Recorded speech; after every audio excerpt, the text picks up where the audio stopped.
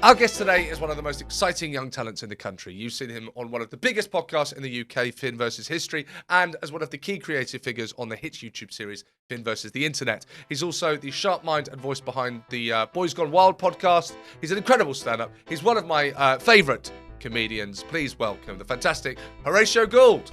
How old are you? I'm 28. You're 28. You ask me that every time we meet. I know. I always... And you always are like, what? I still. And do you know what you do as well? It's really funny. It's like you're 24. You're doing this when you're 24, and you're like, why? I did do Apollo when I was 24. So you have a realization. You're like, it's really funny when you're like, it's amazing you're doing all this, and you think, actually, I was doing loads as well. I was doing more. I'd done loads of stuff by that age. You're blown away by a young age, and then you're blown away about how successful you were at my age. It's crazy. Yeah. You did that in an Instagram post when I directed the special. It was 24 and directing. I mean, I did do like the Apollo. You wrote that in your because I see you didn't read through it once. I could just see you. Like, well, I guess so. You know, so funny. Typing like it's a thought, like I can't change the text. Yeah. Okay, right, Gould. I always think I still think you'll always be 24. Yeah, that's the problem. I apologise. Yeah, I try to. There's a rule in Class Clown, which is we only have guests that are over 30. Is that a rule? We've just broke it. Yeah. Well, Vittorio wasn't that, so you broke it before me. Don't try and make me feel special as if you haven't already gone.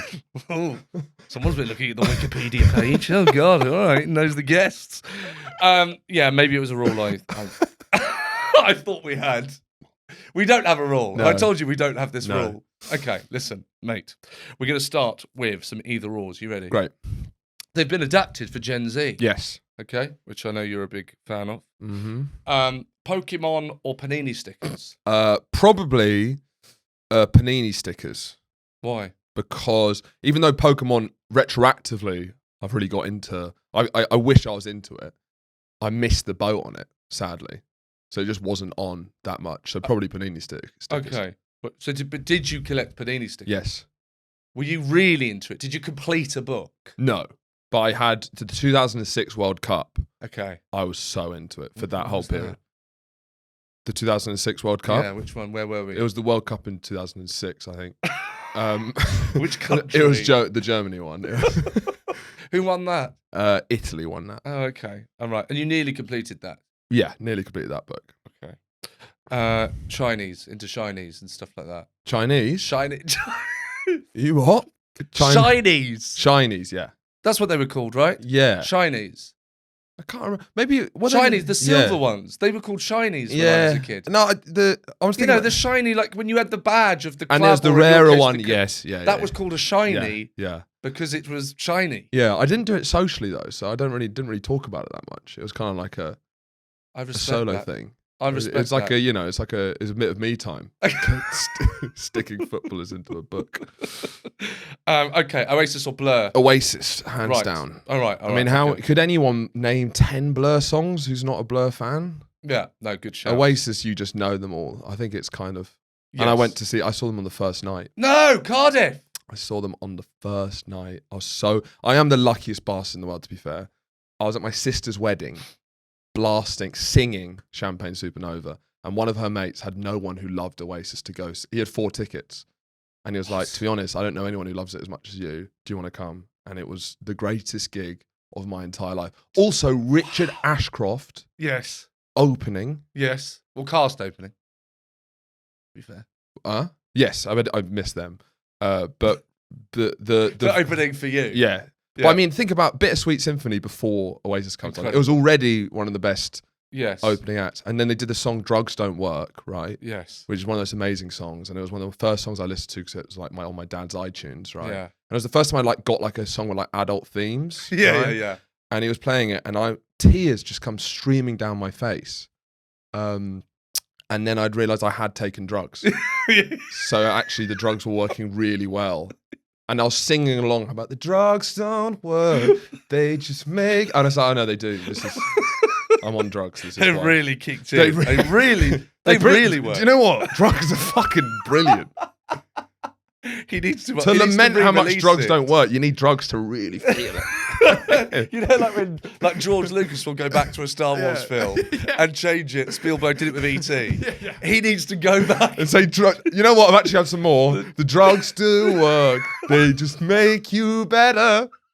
and I can see your Face face more so clearly because I'm on drugs. You were there at the first one. That's the one everyone wanted to be. It was amazing. Because you don't know if they were going to come out. Because now you've seen the set list. Now you know that they've been on radio saying that they're like friends now. Yes. It's just everyone's supposed. It's now almost cliche. Like it's great that everyone gets to see it, but that first one, oh my God. when you just don't even know if they're going to make it onto stage or not. Yeah. Yeah, it's the greatest. Or like make it to the end of the set. It was amazing. I went to Glastonbury the week before, and it was hands down better than the whole of Glastonbury. It was just that one gig. But did you enjoy Glastonbury? I loved it. Right. Okay. Yeah. I love Glastonbury. Yeah. Did you buy the thing? Because I've read a couple of times about Oasis and this comeback that and I always think no one's actually seen this. You're just trying to make out you've seen something that we haven't, but it doesn't exist. Well, now they're in London. You know, they're playing London. Yeah. They've done a few dates. You can really see that actually they're in their stride now. Yeah. They looked a bit nervous in Cardiff. What do you Not mean at all. they looked nervous? They absolutely cunted it. What are you, their therapist? What do you mean they looked nervous in Cardiff? It's Liam Gallagher. Yeah, you're just sitting there in like a cardigan and going, no, I think they're working through some stuff. Exactly. Like they've bashed that one door. They got the lyrics right. What do you? If they were tripping over lyrics, getting bits of the song wrong, I think they're a bit nervous. My name's Liam. There's a lot of you in, isn't there? Blimey. Fuck me. I didn't think there'd be this many. Fuck me. Noel, have you seen this? It's sold out. Fuck, what are we gonna do? Yeah, absolutely. What was interesting is people often ask me like, what was the highlight? And there were no highlights. It was just I've never had a gig. Normally they do like 3 big songs, and it's like obviously this bit, and the gig's like going like this up and down. It was basically just a wall of bangers. Okay. So there was just there was maybe 3 or 4 songs that weren't as good as the 20 bangers. Yes, but it was basically just foot on the pedal the whole gig. My highlight was the master plan. Yeah, probably that. Fair enough. Yeah, just cut the legs out from underneath what I'm saying. I like that. He said, "Are there any Rastafarians in?" Rastafarians. Rastafarians. I say Rasta. Right. Should I be saying Rasta? I don't know. Rastafarian sounds like fans of Rasta. Russell. Yeah. I thought it was like a like Rasta. Rastafarians. I say Rasta. Rastafarians. Are you northern? Rastafarian. It's not a rooster. It's a rasta. It's a Rasta. Yeah, I've always just said Rasta. Yeah. Rust, like rust, Rastafarian. But anyway, he said, "Are there any Rastafarians in?" And obviously, no one really knew what to say to that. And then he just said, "This is the Rasta plan." And then that's pretty brilliant. That's good. That's good. And then he sang the master plan. That was it. That's good. He didn't even get the fake dreadlocks hat. Nothing. Big fake doobie. No, absolutely. Do it in a Jamaican accent. Bob Marley vest. Nothing. I wonder when he thought of that. When did it? Is it just there? Do you know what? I'm going to improvise this. Yeah. Or backstage is backstage. I think so. For an intro for this one.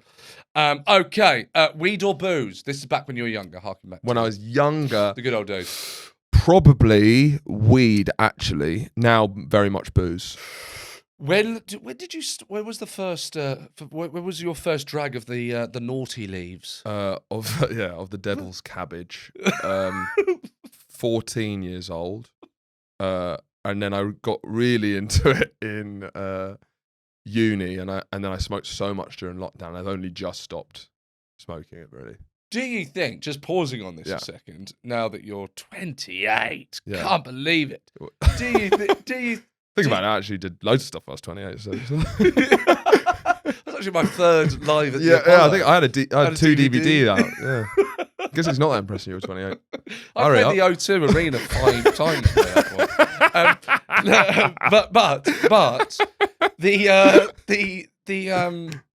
Do you think, now that you're 28, that actually the amount of weed that you smoked then, do you think there has been any consequence to it? I do, actually. What? Genuinely. Well, I mean that genuinely. What? I think it's a weird one with weed, because I feel like weed culture doesn't have a self-critique in it like booze culture does.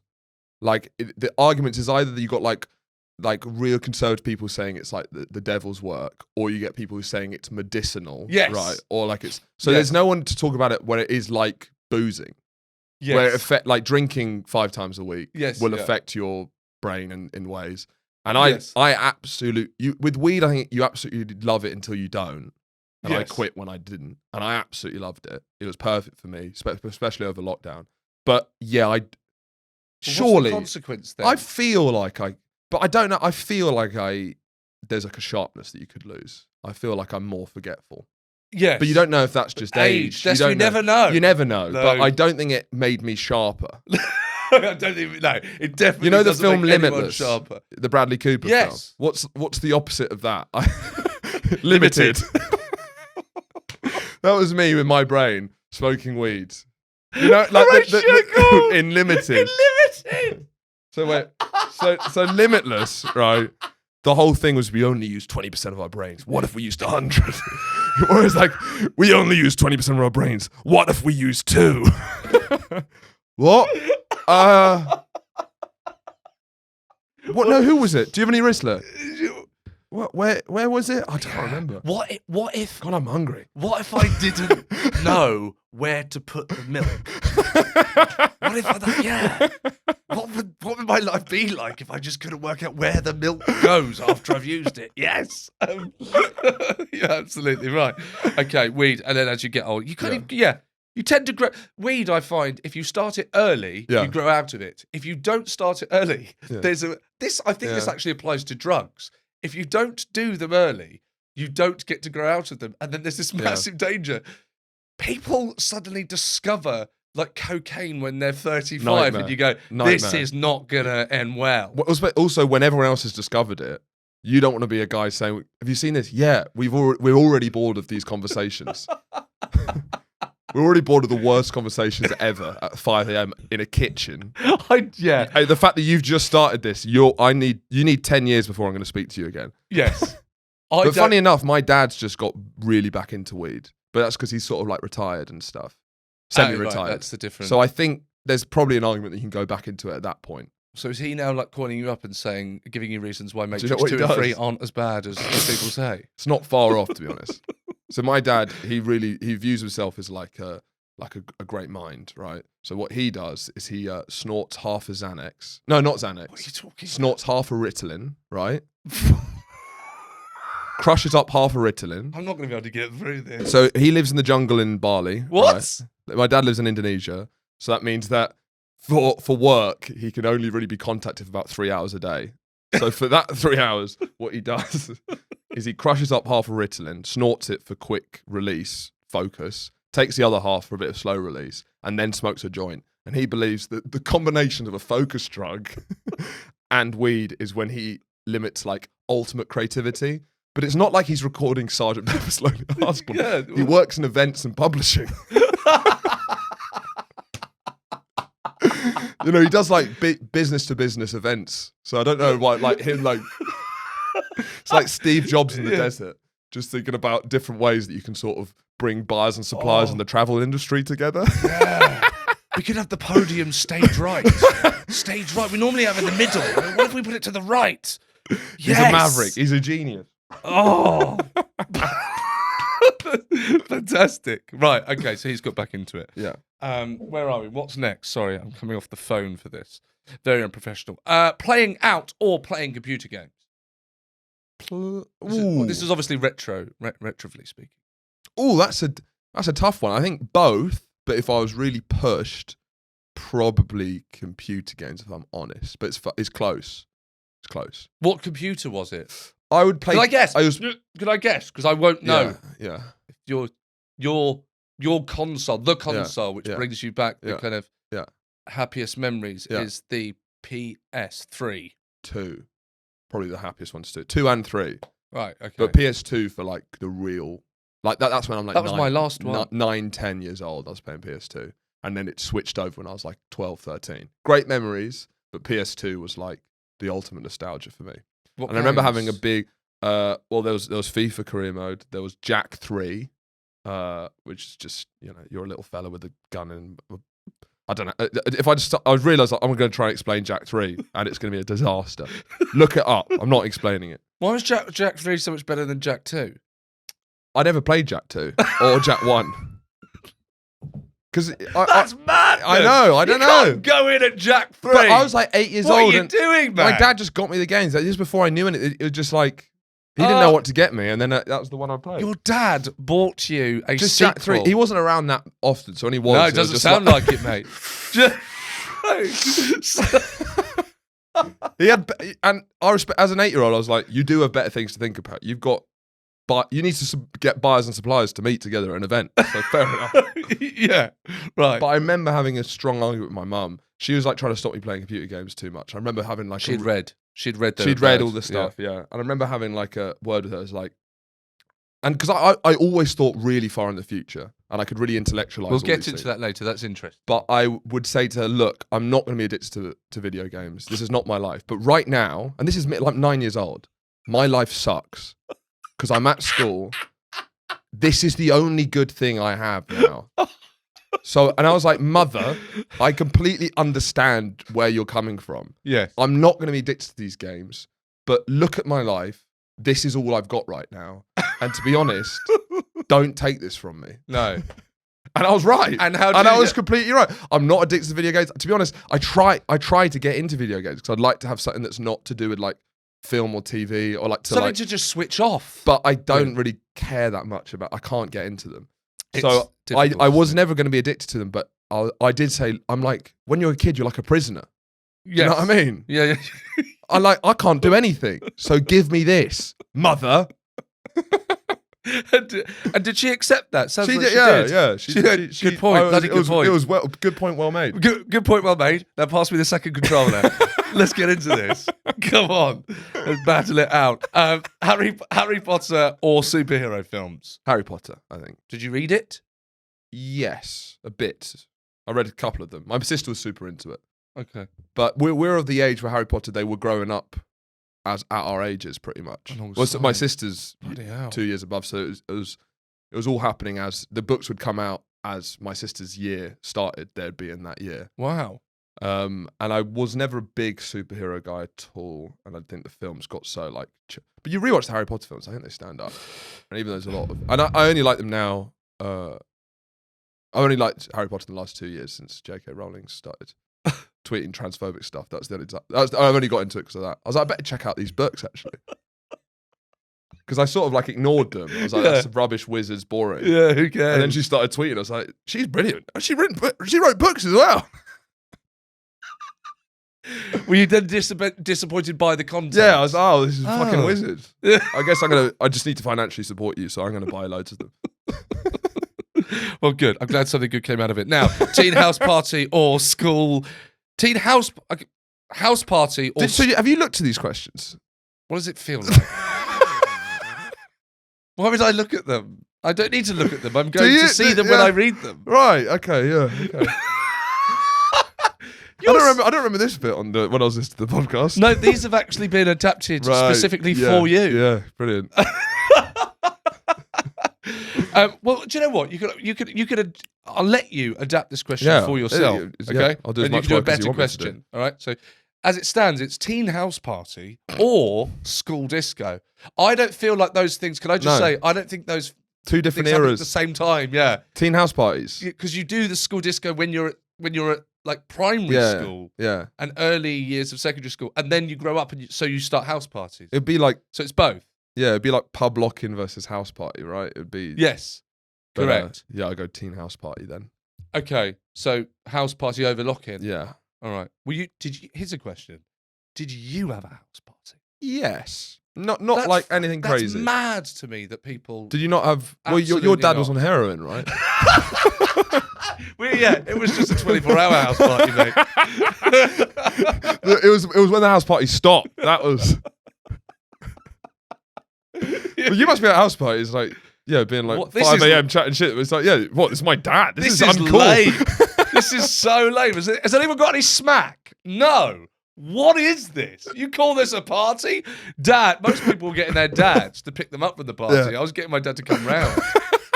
Liven this thing up. Come on. Um, so you had house parties. So mum allowed that.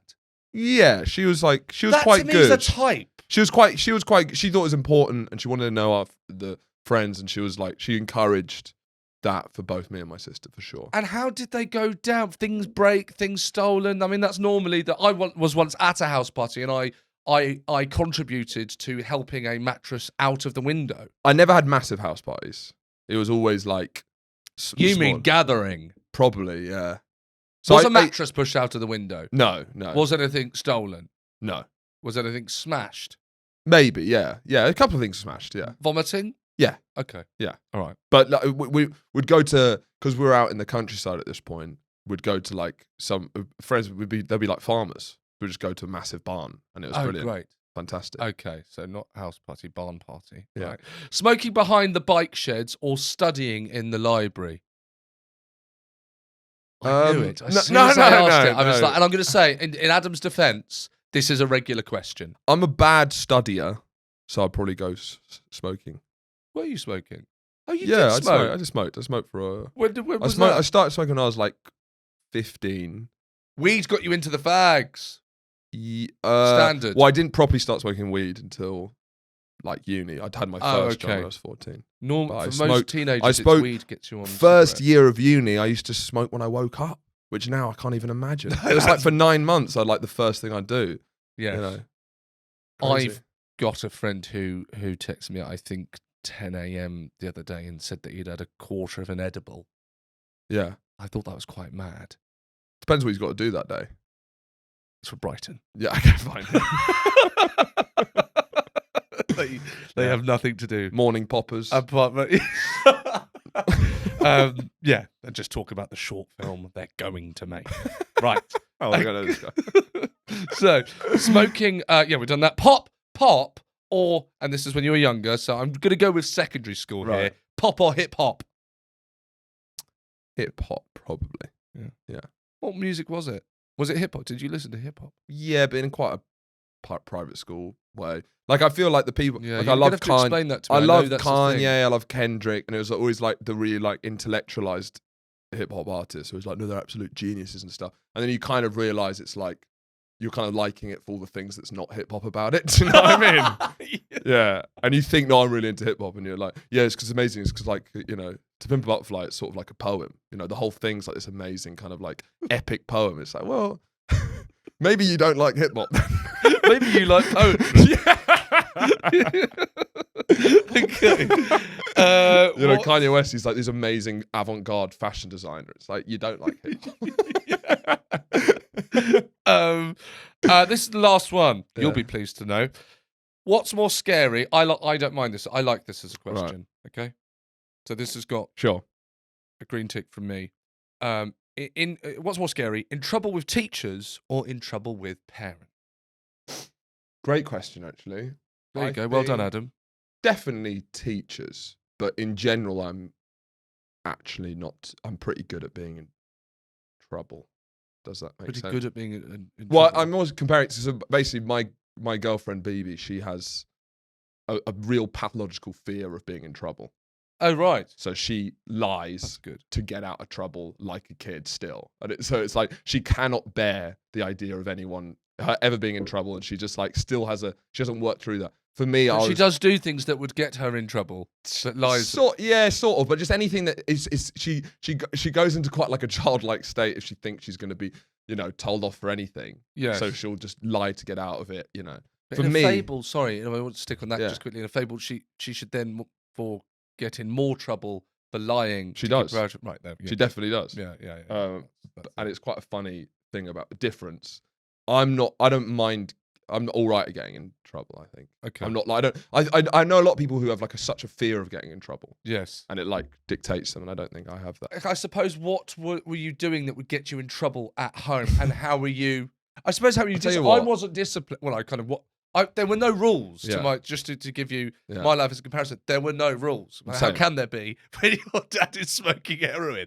But it means but both of our dads were doing drugs, so there was very little rules. He wasn't a disciplinarian at all. Yeah.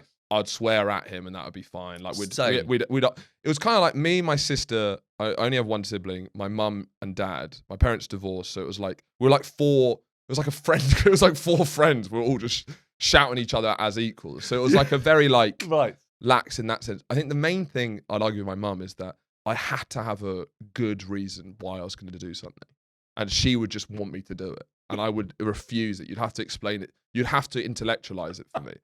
And now I realise how much of a nightmare that is, having to like try and explain every little thing.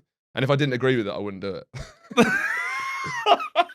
That's absolutely horrific. Yeah, it's horrific, and yeah, I hope you've apologised. I have apologised. Yeah. Yeah, good. After my second child, I had lunch with my mum, and I just apologised. yeah. For just my existence. Yeah. That's a true story. Yeah. All right. Okay. Well, we're done Great, with that. brilliant, It's now to your life, brilliant, essentially. Thanks for all fantastic. that. The reason we do that is just to give us a sense, just a flavour. Right. Of who And you what are. flavour is that? If Before that was we- a crisp. We'd, And what Walker's flavour would that's- my answers be?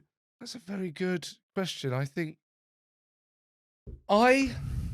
it was a sensations. Okay. Yeah. Yeah. Yeah, you can take that two ways. It can be complicated and interesting, or it can be pretentious and a complete. No, I'm going to go with Yeah, former. that's nice. I'm going to go with the Yeah, former. Don't that worry. means a lot. It's the nicest thing anyone's ever said to me. Right. Okay. So we know that you started in London Mm.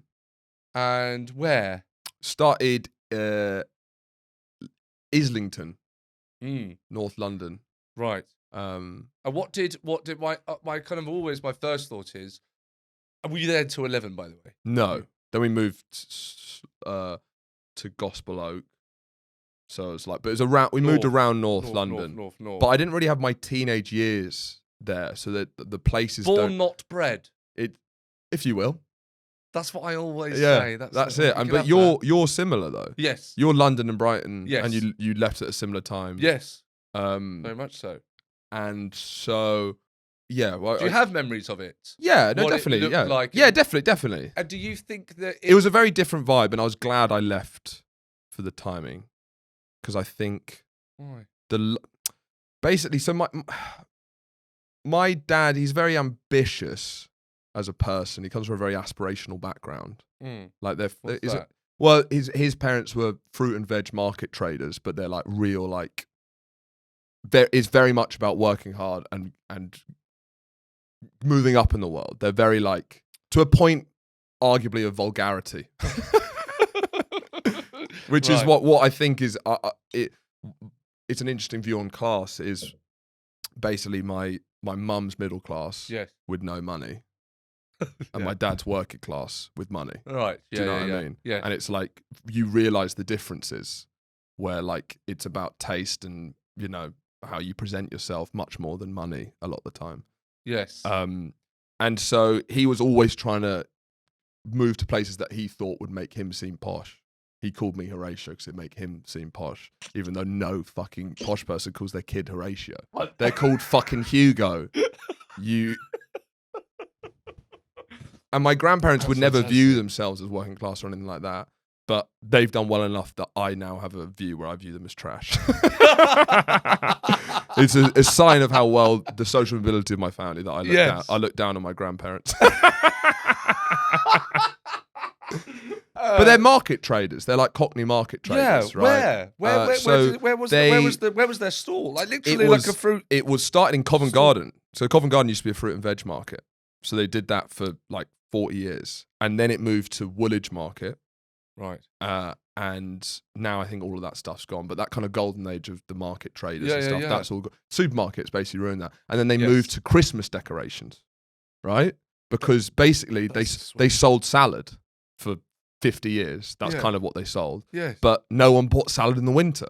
So they'd sell little Christmas baubles on the side. Because it was like a winter, they had to have something to sell. And then once the supermarkets destroyed the fruit and veg market trading industry, they moved to running a Christmas shop. So it was the family business, really, that I can get free Christmas decorations whenever I want. It's a really weirdly whimsical. And these are like hard-nosed, tough, like proper EastEnders Yeah. who run a Christmas magic. It's called Christmas Magic. Covered in glitter, shouting at a waiter, covered in glitter, like really like rude, aggressive people who sell fucking. I'd say that's a nice fucking. That's a ball nice, ball, yeah, that. ball balls. Fucking lovely ball. And I'll tell you look at what, that. literally 2 weeks ago, we did an episode of Finn versus the Internet, which is the internet show that I direct. We have been filming it on an industrial estate in Woolwich, right, for like 3 years. Yes. I was going out just for a bit of fresh air onto this mezzanine, and I can even send this video and I looked down and I saw my fucking uncle. So I've been doing this for 3 years. He's pushing a trolley. Yeah. And then I realised that the Christmas Magic warehouse has been opposite where we shoot Finn versus the Internet. It's been there for 25 years. So I had no idea. So it's weird that, you know, we're interviewing Bonnie Blue. And then the family business selling, you know, I guess that's sort of social mobility. I don't know. It's going from selling balls to interviewing Bonnie Blue. Hang on, is that for Finn versus the Internet? Yeah, it's internet. Yeah, she wouldn't be doing the history version. No. My dad had this big thing of always. What was interesting is my dad had this thing of like always get a place you can't afford, so that you make more money, and it speculate to accumulate. David Brent. That his whole approach to life is like that. Is like always go for something that you can't achieve that's above what you can do because you have to rise to the challenge, right? Yeah. So that's why we were living in North London where we could barely afford it. And then I grew up thinking, which is ridiculous. I grew up thinking we were poor because I went to a private school in North London. Yes. Only non-Jewish kid there, by the way. So everyone, I already felt like I was standing out. Everyone had kippas on or were Sikh. And so I thought everyone was Jewish. And I thought we were poor because we lived in a terraced house. You know, and everyone else's houses were like like proper houses. Yeah. They looked like a doll's house. Yes. And I thought like I was embarrassed to take. And now like a terraced house in North London. I mean, you know, it's like the most expensive houses in the fucking world. And we did not sell it for a good price because it was before like North London really like blue. But it was just funny growing up, and then you see the wider world and you realise just how like, you know, well, ridiculous that's very, you know, of course, and I understand that, but it's what's interesting. Okay, so and I was glad to leave that because that kind of the London private school system is a real like, even more so than most private schools, is a cunt factory. I think. Right. And I'm not saying I haven't been look, I am a product of the cunt factory, and I don't want to. I'm not absolving myself of that. It's not like, thank God I got out of there. I could have been a real bellend, couldn't I? I could have been a real punchable, pretentious prick. Like, I'm not saying that. But I've a few friends that went to public schools, good public schools, and they say the exact same thing. I mean, London's just got a special factory. It's got a real special, ambitious edge to it. Explain. Because out of interest, you've got to explain that to me that wouldn't necessarily know, and maybe viewers that don't know. Well, it's like the parents who are sending live in London and are sending them to private school. They're working at the top level of whatever industry they're in. That's so much money. So much money. It's those houses where you look at them, and I look at them when I visit Notting Hill and go, what do you have to do? I don't even know what the fucking job is that you have to do to own that house. Yeah, I remember going to, I went to so many bar mitzvahs because they're all Jewish, but I remember going over to one of the kids' houses and, you know, the dad was South African. And it's like a South African in a mansion. I don't want to know what you've done. But that sort of level of like scary wealth. Right. But like, you know, footballers' sons, there's all of that. The level of pressure and the intensity of that sort of school. Just the kind of kids. But right, so you mentioned the pressure bit. Are you mentioning the pressure retrospectively, as in when I look back, I see there was a lot of pressure because of, and the examples that you've given? Or are you actually, you know, that, hang on, what, 9, 10, going, fuck, this is a lot of pressure? No, it was retroactive. Yeah. And it was more, when we moved out to the countryside, it was like, it was still as a nice school, sure, but all the parents were accountants. They ran a construction firm. It was like they'd done well for themselves. Maybe they worked in real estate, but everyone was doing like pretty like normal jobs. Do you know what I mean? So it was like the whole world was different. Everyone's ambitions were very different. Okay. And I actually stood out at that school because I was so ambitious still. because I had that. But no one I spoke to really had any like crazy ambitions to do anything. Right. Really, anything like insane, if you know what I mean, like this. It's kind of extraordinary or odd or unusual. Yeah, which would have been very normal in the London schools. Well, what would that? Well, okay. So, this is what I wanted to ask: is do you think, again, retroactively looking back, even though you left at 11, do you think you still feel like, or can now see that actually those 11 years, and perhaps my parents being from there or growing up there or living there, that I am a byproduct of that? That is in me. Yeah. I am North London because of X, Y, Z. Yeah. What is it? It's funny because because people sometimes, by the way, sorry to so hold that what you're going to say, is people will say, "Oh, that's very North London." Well, that's the phrase. Oh, very North London. So to someone that doesn't know what that phrase is, what is that phrase? Well, what's funny is that often you hear that stat that like, I don't know, something like 80% of people die 2 miles from where they were born. And it's used to show how parochial people are. Yes. Right. And it's funny that, you know, no matter the life, I probably will die 2 miles from where I was born. Do you know what I mean? It's funny that I'll see that stat. It's like, God, people need to get out more. But I'll probably be the same. But it'll be in, you know. Yes. Yeah, I think definitely growing up there, that it defined me a lot. But more so, I think it's just having the dad I have. And I think less so than him actually like making me ambitious. I think it's just the fact that we're similar people. That is just genetics. I think so. I think that was just in me because he was completely like that he was so ambitious from when he was born, and I've been kind of the same. Was that kind of like pushed onto you somehow? You need to be. Sorry, because I have met your dad. Yeah, albeit on a Zoom. Oh yeah, you did. I know what his voice is. Yeah. Would you do impressions? Yes. It's like my Hazard. Hazard, right? It's kind of almost like Del Boy. Yeah. Like, you know, was he your 9 and he goes, "You got to be more ambitious, Hazard." My mum's not like, is quite embarrassed by all of this, to be honest. Which bit? Going up on stage every night, thinking that anything you have is worth saying. Good on her. Like, she finds it deeply humiliating. She's got a bit of class. She's not like, she's not complete trash like me. She's a therapist. She was a nurse, you know, so she works in that. Oh right, yes. And I've never been to therapy once, but my mum is a professional therapist. You'll make it. Sure. My dad, I think an ex-girlfriend forced my dad to do therapy once, and he made the therapist cry because he thinks they're all con artists. He thinks it's a load of old tosh. Oh, funny that your mum and dad's relationship marriage didn't work out.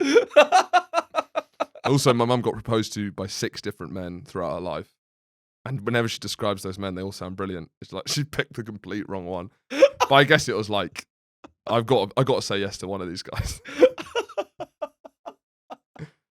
Oh God! Yeah. Right, yes, that's quite the combo. So before we move down to Sussex with you to Lewis, just one last question about that school, because I didn't know that about being the only kid that wasn't Jewish. There was other kids who weren't, but you know what I mean. It was a non-religious school, right? So we didn't celebrate Christmas, but there were so many Jewish kids. We celebrated Hanukkah.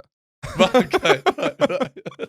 Also, I get quite a lot of anti-Semitism because my surname's Gould and I work in film and TV. So people think I'm Jewish. So weirdly, even though I'm not Jewish at all, I do occasionally get some anti-Semitism. I can tell people. That's like that thing that you were saying about coming back round to, you'll die near where you're born. Exactly. You went to a Jewish school, you left, but you've come back and you're Jewish. And people think you're Jewish. But does that, I mean, you probably know where I'm going to go with this, and I imagine it's the same place that maybe your mum would go. And were you talking to her about this kind of thing? That sounds, in its own way, quite isolating, even if it's not difficult or it's not necessarily negative. Just to immediately be not like most people in a situation, is that odd or is it not? Yeah, I'd say I always felt like, I'd say I always felt different to a certain degree. Yeah. I think the main thing that I was always thinking about the future. Yes, what is this? You mentioned this. Go on then. It's a weird thing where thing? Especially when I moved down to Sussex, I went to a great school.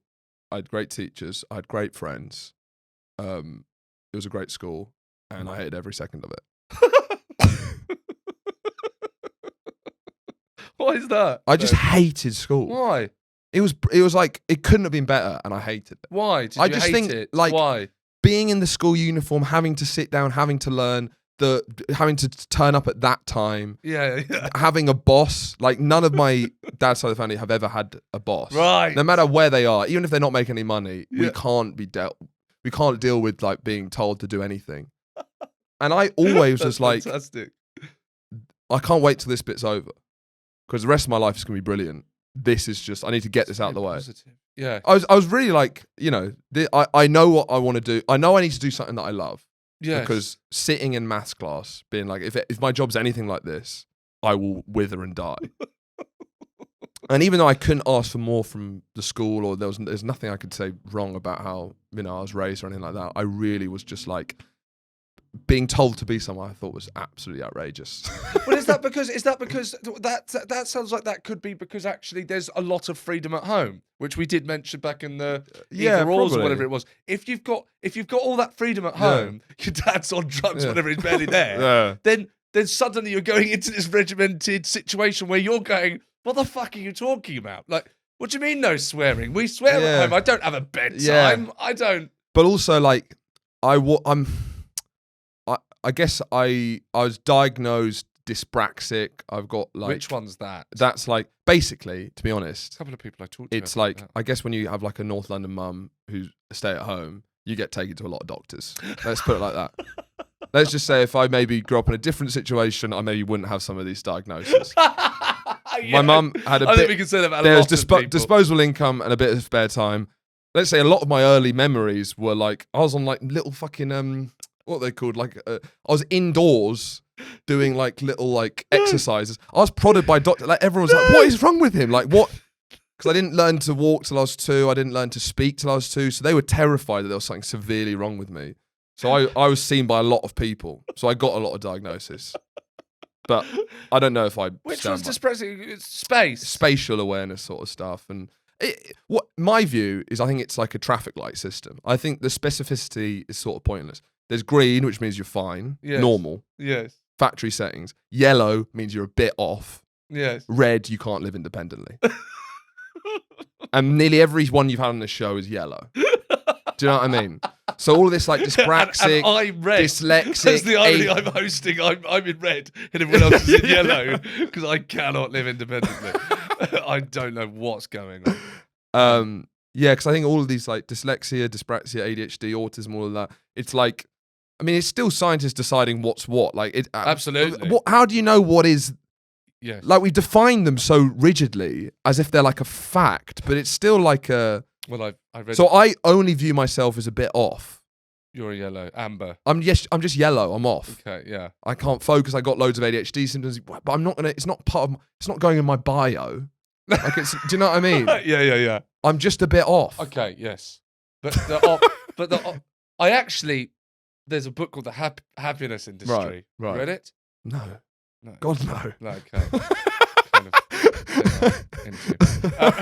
but I forgot the publication, and then we're now on number 8 or something, and they come up with the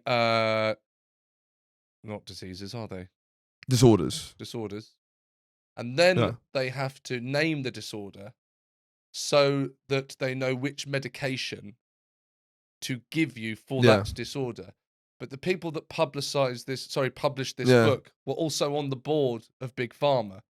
Right. So you kind of go, we'll call it that one, and then we'll say you have to take this one, and then we'll be able to sell all of completely that one. And I just feel like all these rigid names for it. I've got this. This is who I am. But it's your brain. It's your personality. It just feels like, I just don't know if it's as defined as that. And obviously there's experts in this field, but it's also like the proliferation of autism. So autism used to mean something really serious, and now it's just everyone's got it, and it doesn't really mean anything anymore. It just means I wasn't listening. Yeah, it just means I can act however I want in conversations and get away with it. Do you know? Do you ever have that friend? Do you ever have that mate? Or like someone you know in an industry. I mean, it happens quite a lot in comedy when their autism diagnosis comes back negative and they don't have it. And then I'm like, never speaking to them again. I was waiting, like, autistic. I'll let you off. If you don't have anything, you're just a fucking nightmare. They're like, there must be autism. It can't just be a terrible personality. Oh fuck! No, it's just me. Imagine opening the letter and it just says, "You're a nightmare. You're a cunt. You're an absolute nightmare." Ah, what is it? Autism. They've No, done it's the autism. test. No, they say I got autism. Let me see that. No. So that's why, like, obviously, it's been, I've definitely struggled learning in different ways. Even though I was like pretty good academically, I was like, I couldn't focus. I had all of the symptoms for all this stuff. I was talking in class. I was, I just really struggled with the rigidity of routines and stuff like that. Yeah. I still wouldn't. I've never made it part of my act that I'm defined by any of these things because I just don't. Yes, well done. And that must be quite difficult. It's who I am, but it's my specific personality, and I view it more as who I am. Then it's like, well, I'm part of this community or anything. I also it's slightly go. And if you want to know Dyspraxia, comedian Dan Tiernan, he's a 9, I'm a 4. Yeah. So if you're like, what's Dyspraxia? Look at Dan Tiernan. He's got it. Yeah. Whatever he's got, just less. Just turn down Dan Tiernan. Just on the soundboard of Dyspraxia, just turn it down from Dan Tiernan and you'll get me. That helps you understand what it is. Yes, it's very good. And you should watch Dan Tiernan as well. Anyway, he's fantastic. The other thing I will just say before we move on is I've this is probably just more of a preference thing. But we live, and it doesn't mean you can't be funny about it because of course you can. Yeah. But if you have symptoms and you're diagnosed, and so therefore you have reasons, scientific reasons for your behaviour and the reason you do things. Yeah. You're kind of, if you give reasons for things, I think you take away the possibility of comedy. The fact that mystery, mystery of so there's a thing that Seinfeld said about Rodney Dangerfield, which I think he said it on his interview with Mark Maron, which about Rodney Dangerfield, and he said, and it was kind of one of those light bulb moments for me as a performer. He said, I don't want to know what's behind that. And I thought that was so brilliant if he comes out, Rodney Dangerfield it's the Wizard of comes Oz, out like isn't it? that, yes. And you have the act. Yeah. And the act is this. There's no explanation for it. No. With Jack D, obviously I do Oh My Dog with. Yeah. And love Jack and I'm a big fan of Oh My Dog fame. Jack D. Of Oh My my sidekick on Oh My Dog, Jack D. But Jack, we know that person, like you keep saying, it's just your personality. Yeah. Your brain. If Jack actually then ends up in doing an Edinburgh show where he says, well, it turns out the reason I've been so grumpy about everything is because I suffer from depression and they've put me on sertraline. Yeah. Suddenly you're now seeing what's behind that. And now suddenly him being grumpy is, it's because he's really depressed. Yeah. It's not. I completely agree. Yeah. It's just an interesting But time. there is a level where it is important to diagnose it, and it's of course. But that's why I'm trying to separate that into green, yellow, and red. That's why I've got a traffic light system. If you struggle to do 20 minutes of work, I don't want to hear about. Like, who gives a fuck? You shouldn't be on this podcast. You should be speaking to the World Health Organization. You should be speaking to who? What are you doing here? Get out there. The traffic light system. This is perfect. It's brilliant, isn't it? Okay, so you're at school, don't like school, hate school. You find it difficult to concentrate. Are you naughty? Are you being naughty? Basically, are you a class clown? Were you a class clown? Very much a class clown, for sure. Absolutely. Yeah, Which design? loved. Sorry. Yeah, which design? Which type? I just loved getting just a question in that would make everyone laugh, or like just getting a barb in. It was just the best feeling in the world. Obviously, would be like. Is just making the whole room laugh. If you can get one of those. That's fantastic. Or like you're speaking to a teacher and you can get one. But do you know what? Actually, I've just remembered that this is probably the defining moment of my life. Fantastic. We've got it. Live. I just remember this. It was year 4, Miss Aikens, my French teacher. I hated French. Terrible at languages. Always terrible at languages. Right. The Spanish, German, and French teachers were all begging not to have me, and the Germans lost. So I did it for GCSE. They were literally all like trying to make me do the other one. Like it never worked. Languages in me. I just do not have the brain for it. I was doing terribly in year 4 in this French class, and earlier in the class, she said, as a joke, she said the hardest word to pronounce in French is un, or whatever. Like, she'd said that as like one of her things. Like, one is the hardest word to pronounce in French, you know. And then later, I'd done something, I'd kept fucking up, or I'd like been rude to her or something, and she bollocked me in front of the class and was asking me to say sorry. And she's like, "What's the hardest thing to say?" She wanted me to say sorry. Oh my God. And I had it locked and loaded, and I went, un. And Oh not only did everyone laugh, but then she laughed. She was laughing, and then I was like, it completely changed my life. Thinking about it, that's actually it. That's the origin. That's absolutely superb. That's your first gig. That is. That's your first gig. You've absolutely smashed it. It's not about the gig. It's not about smashing it. It's about flipping that situation on its head. You're in trouble. You're being humiliated in front of all your friends. You're being bollocked by an angry person. And you say one word, and then she's dying her. She's gone from going like this. A second later, she can't believe it. So One syllable. It was like, I couldn't believe the power of flipping a situation where someone hates you to them, like, couldn't believe it. Yes. That's fantastic. Oh, and I also think my whole family, humour's very important. My sister's far funnier than me, always was. And I think just around the house, we're so used to that sort of thing that's where the class clown thing came from. Okay. Is that because it was so normal in my house and it wasn't normal in a lot of other people's houses, it meant that, you know, a lot of the time it's fish in the barrel stuff, you know. What got you in trouble? Sorry, that's what originally. So I never got expelled, suspended, very rarely got detention. So I never get big punishments. Yes. There was one punishment at my secondary school, which was called a clearing, which is basically you'd spend the whole first break clearing the lunch hall, right? Right. And that was like a small punishment. Right, yeah. So what would you do to... I set the record for the most clearings in one term, 14. I knew all the dinner staff by first name. They saved the best broom for me because I knew them so well. So misdemeanors, talking. Get off that. That's Horatio. Yes, exactly. Don't touch it. When you've reached 14, you can have that. Exactly. But no, yeah. Get off that. It was misdemeanors, shirt untucked, you know. Okay. Stuff like that. Forgetting stationery. Just like small things, consistently getting in trouble for small things. Throughout my whole life. Chatting. Chatting? Chatting. Sorry, I thought you said shatting. Chatting. Like, is that a small... What school did you go to? Small things. It was shitting your... It's what we did in state school, Horatio. Right, yes. Yeah, you know, we just shat everywhere. No, shat myself, right. And then they let us up when we were 16.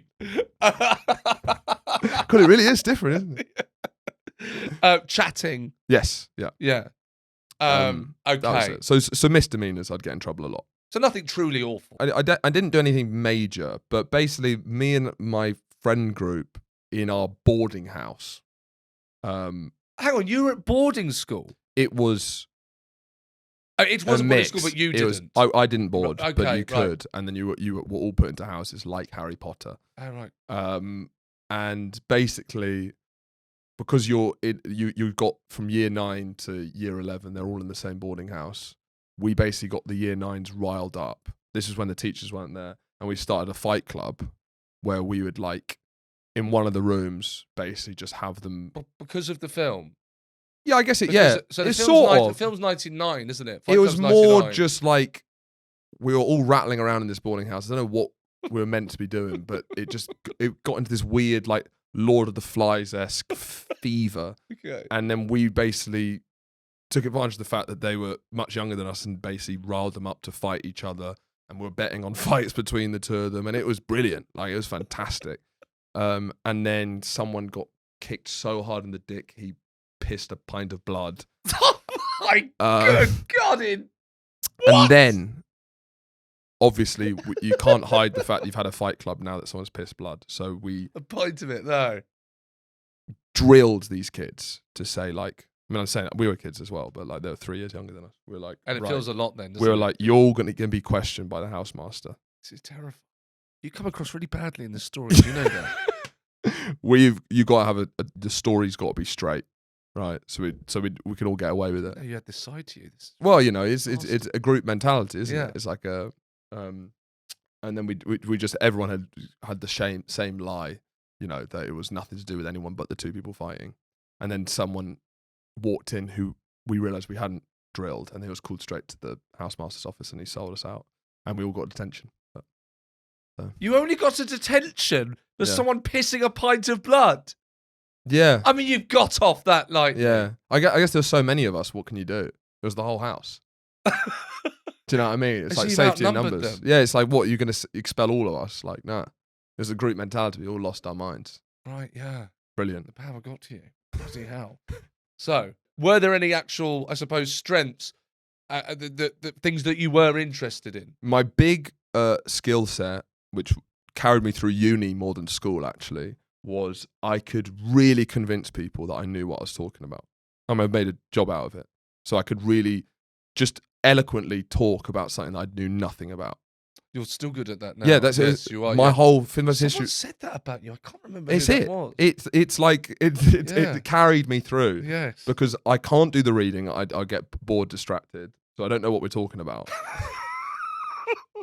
I'm smart and I'm quick to a certain degree. I'm also unbelievably thick. And I think a lot of people will come on this podcast, by the way, and say, I'm clever in some way, or like my sort of intelligence wasn't appreciated by the academic system. A lot of people say that. And that, possibly been mentioned. yeah, but I mean, I'm not even saying that they're right. Yeah, You're sure. bright, and I'm smart and stupid simultaneously. And I'm not saying this is like a quirk, people just don't get me. It's like when I say I'm stupid, I mean I am genuinely stupid. It's not like you've misunderstood my intelligence. Like thick is 2 short planks, idiot, stupid. I'm not saying I'm not smart. I'm not saying I can't be clever. Yes, but I also can truly be stupid, but not in like a, like genuinely thick as hell. Okay. Can you give us an example? I know it's tough. Yeah, I just like, I will do, my forgetfulness of basic things. Yes. I lose everything. Yes. I'm really slow at sometimes not getting things. Yes. It's Jokes? Sometimes, yeah, but it surprises me. I just have. BB can't believe it. My girlfriend can't believe like my capacity for idiocy. So I have that at the same time as being smart in ways. But you should probably get that looked at. Probably. It has been. I've been looked at by every doctor in London. What's fix him? I've got every diagnosis under the sun. Okay, right. So, did you actually mention but you didn't mention a particular lesson. You just said actually history, RS, history. See, that's drama, easy, and then in A level philosophy was. But that's isn't it? So like with Finn versus history, of course, which you are like the co-star of. Yeah, it goes back. It's not lucky, of course. Well, it kind of is luck, isn't it? It's just random. You could have not liked it. You could have liked something else, and then you'd be doing Finn versus PE. Yeah. Or so. Just the bleep test.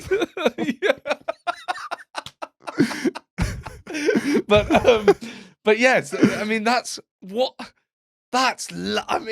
coming handy.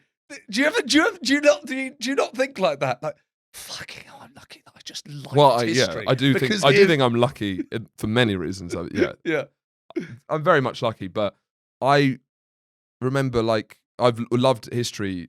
It's been my favorite subject at school for my whole life. Even when I was like 6 years old, I remember like just being so into history, and we were meant to write our own stories and like using history to make your own stories. And I always thought history was so deeply, deeply funny, even from a young age. That's so. And like so good. The early Boys Gone Wild, which is the other podcast I do, when it was just me doing it, that was like a proto version of Finn vs. History. So I've always wanted to do something comedic in history. It was always bubbling over, and it was going to come out at some point, and it ended up being me and Finn. Yes, amazing.